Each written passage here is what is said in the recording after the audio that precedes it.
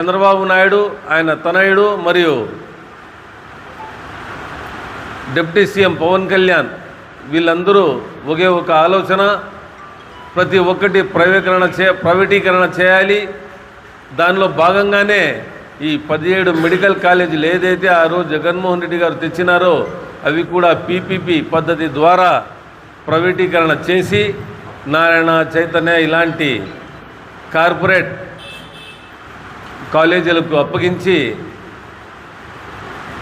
Medical business చేయాలనే ఆలోచనతో వీళ్ళు పీపీ ద్వారా ఇవ్వాలనుకున్నారు. దానికి మా వైఎస్ఆర్సీపీ పార్టీ తీవ్రంగా వ్యతిరేకిస్తుంది. దానిలో భాగంగానే